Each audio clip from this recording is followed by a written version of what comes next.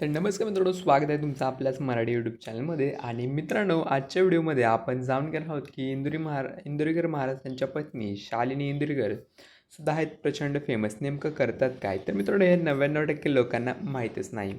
तर मित्रांनो, प्रसिद्ध कीर्तनकार निवृत्ती देशमुख यांची मुलगी ज्ञानेश्वरी हिचा विवाह सोहळा 3 मे रोजी पार पडला.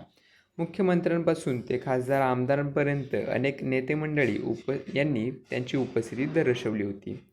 तर मित्रांनो, प्रसिद्ध कीर्तनकार निवृत्ती देशमुख यांची मुलगी ज्ञानेश्वरी हिचा विवाह सोहळा 3 मे रोजी पार पडला. मुख्यमंत्र्यांपासून ते खासदार आमदारांपर्यंत अनेक नेते मंडळी यांनी उपस्थिती दर्शवली होती.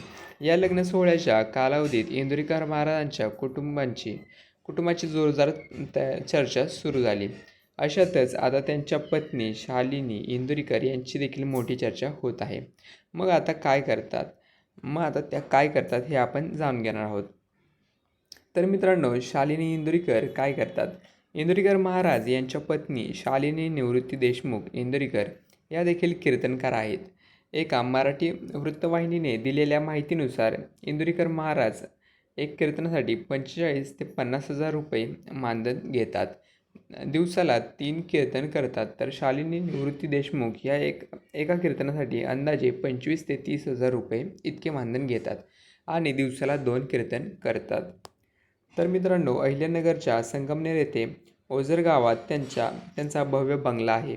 हा बंगला त्यांचे अधिकृत निवासस्थान आहे. त्यांच्याकडे 2 महिंद्रा स्कॉर्पिओ देखील आहेत आणि कोट्यवधी रुपयांची मालमत्ता आणि 20 ते 25 एकर जमीन देखील त्यांच्याजवळ आहे. तर मित्रांनो, इंदुरीकर महाराज यांचे जावई साहिल चिलप हे नवी मुंबई येथील प्रसिद्ध उद्योजक आहेत. ट्रान्सपोर्ट आणि बिल्डर्स अँड डेव्हलपर्स ह्याचा त्यांचा व्यवसाय आहे.